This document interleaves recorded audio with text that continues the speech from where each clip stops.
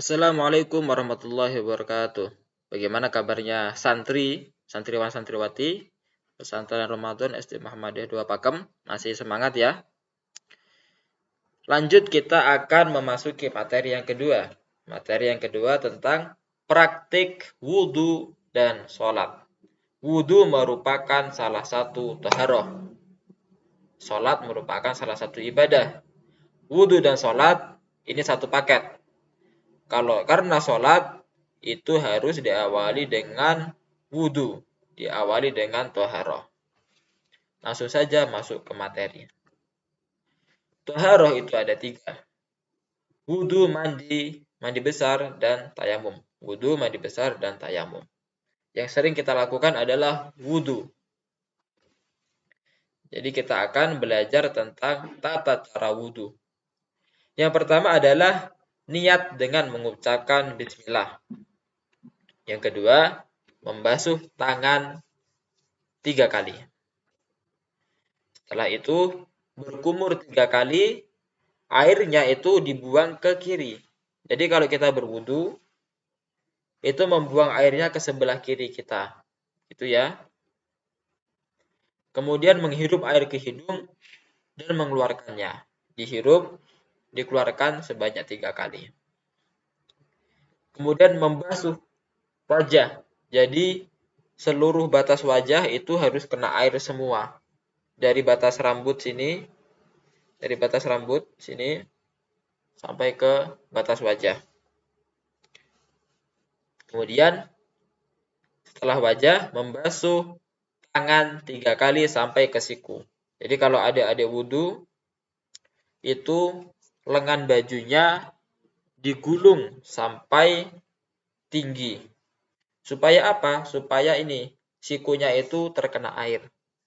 Jadi harus basah. Kalau bisa dilebihkan.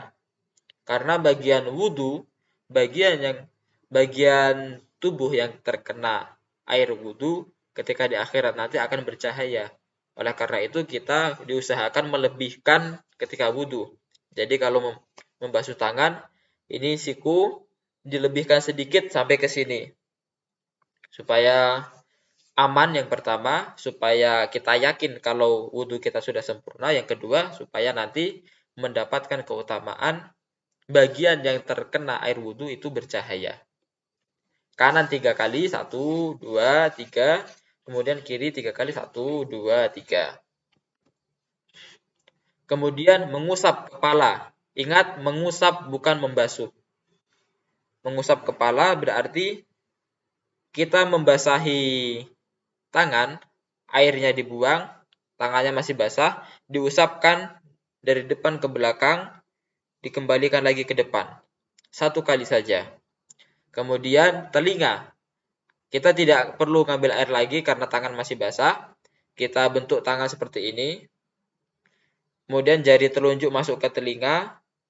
Kemudian ini, ibu jari itu mengusap telinga dari bagian bawah belakang naik ke atas. Seperti ini. 1 kali saja. Jadi kepala 1 kali, telinga 1 kali. Setelah itu kaki. Kaki juga seperti tangan tadi. Kalau kaki ini batasnya adalah mata kaki, maka kita harus melebihkannya sedikit. Kalau di gambar ini, itu membasuh kaki sambil menggosok-gosoknya. Jadi jari-jari kaki, sela-sela jari, itu kita gosok-gosok pakai tangan. Supaya kita yakin semua telapak kaki sampai ke jari-jarinya itu basah, terkena air wudu. Kemudian dibasuh, dibanyakkan sampai melebihi batas mata kaki.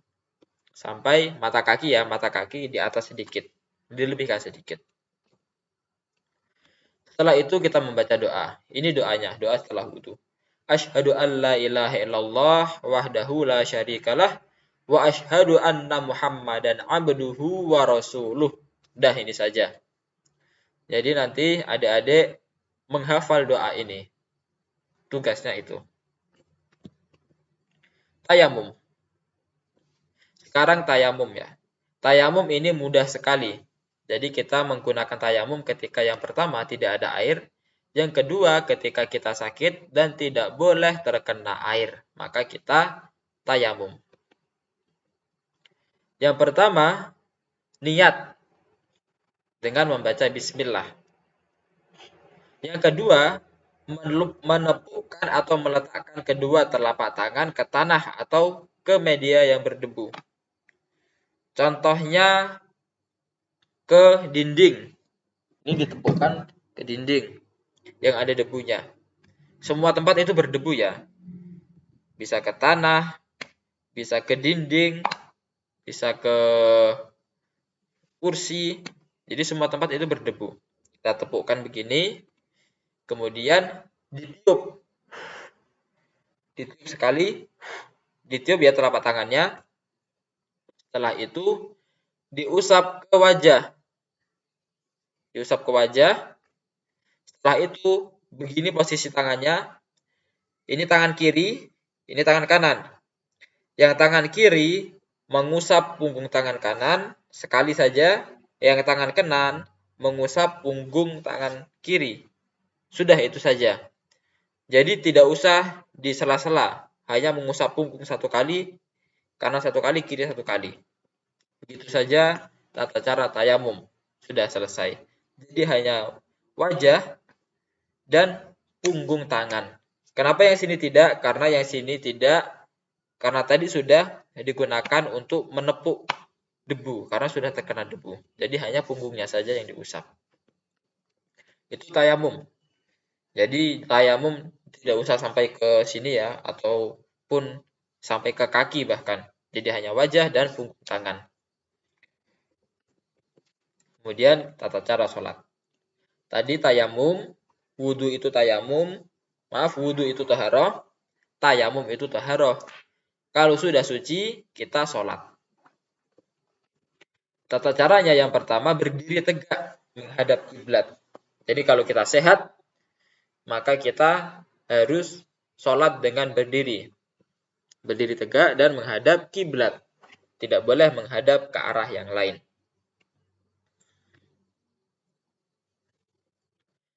Yang pertama takbiratul ihram, dilihat posisinya di sini.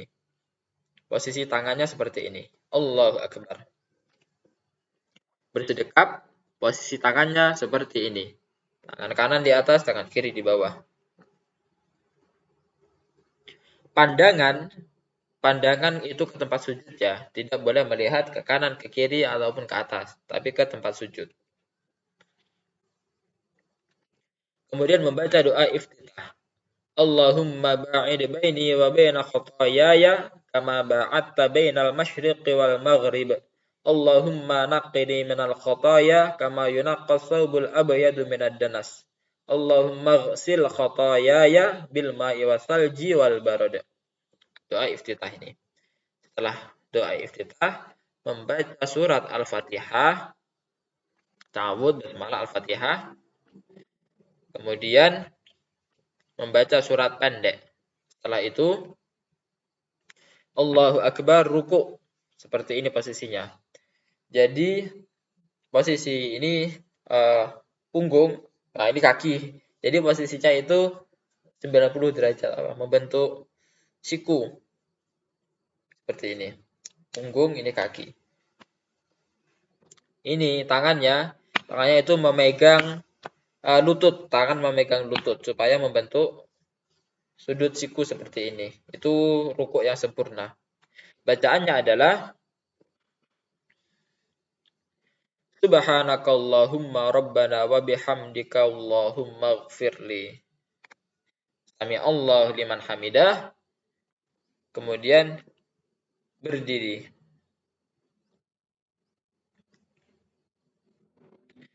I'tidal. Rabbana walakal hamdu hamdan katsiran thayyiban mubarakan fi. Posisi berdiri seperti ini. Kemudian sujud. Allahu Akbar. Ini ya sujud.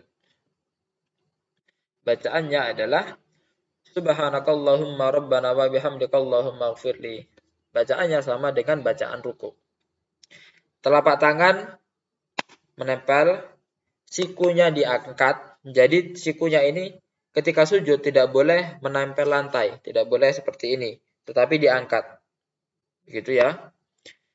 Kemudian kakinya seperti ini, lurus, yang jari-jarinya kalau bahasa Jawanya itu manjat seperti ini. Dan jidat, dahi, dan hidung itu menempel di tempat sujud. Kemudian duduk di antara dua sujud, Allahu Akbar. Allahumma gfirli warhamni wajburni wahdini warzuqni. Posisinya seperti ini. Kemudian sujud lagi, setelah sujud tasyahud. Ini tasyahud awal. Bacaannya tahiyat. At-tahiyyatu lillah wassalawatu wattayyibah.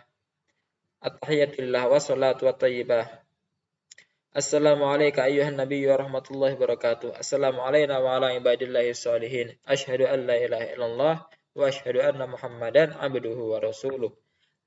Allahumma salli ala Muhammad wa ala ali Muhammad kama sallaita ala Ibrahim wa ali Ibrahim. Wa barik ala Muhammad wa ali Muhammad kama barakta ala Ibrahim wa ali Ibrahim. Innaka Hamidum Majid. Ada tambahannya. Allahumma a'inni ala dzikrika wa syukrika wa husni ibadatik. Ingat ini tasyahud awal. Jadi ketika sholat zuhur misalkan, sholat yang jumlah rakaatnya ada 3 dan 4. Ketika pada rakaat yang kedua kita akan tasyahud awal. Nah, ini bacaannya. Untuk yang tasyahud akhir atau tahiyat akhir, bacaan tahiyatnya sama, cuman ada tambahannya berbeda. Kalau tasyahud akhir, Allahumma inni a'udzubika min adzabi jahannama wa min adzabil qabri wa min fitnatil mahya wal mamat wa min syarri fitnatil masihid dajjal. Ini doa tambahan di tasyahud akhir. Tasyahud akhir ketika kita dari posisi sujud ke tasyahud itu telunjuknya langsung ditunjuk begini. Ditunjuk langsung at-tahiyyatu lillah wassalatu wattayyibat assalamu alayka, langsung membaca doa tasyahud. Begitu ya. Posisi kakinya seperti ini kalau yang tasyahud akhir. Kemudian salam, menengok ke kanan, Assalamualaikum warahmatullahi, atau Assalamualaikum warahmatullahi wabarakatuh. Kemudian menengok ke kiri. Ini untuk sholat. Jadi sholat diakhiri dengan salam. Setelah salam, untuk adik-adik yang sholat, jangan langsung pergi. Zikir dulu, berdoa dulu. Berdoa, Allahumma gfirli wa liwalidayya warhamhuma kama rabbayani shaghira, atau doa-doa yang lain. Jadi setelah sholat, setelah salam, duduk dulu sebentar, zikir dan berdoa. Next. Nah, ini aturan tentang sholat berjamaah. Posisinya di mana? Kalau jamaah itu terdiri dari 2 orang, yaitu laki-laki semua, maka imam dan makmum itu sejajar. Posisinya seperti ini. Yang imam tidak usah mundur sedikit, tetapi sejajar, rapat. Nah, kalau laki-laki semua, tapi ada banyak, imam di depan, kemudian ketika ada jamaah 1, ini posisi nomornya ya. Jadi nomor ini menunjukkan urutan di mana kita mengisi shaf. 1 itu di belakang pas imam, 2 itu di sampingnya, samping kanan, kemudian 3 yang ngimbangin. 4 samping kanan lagi, 5 ngimbangin.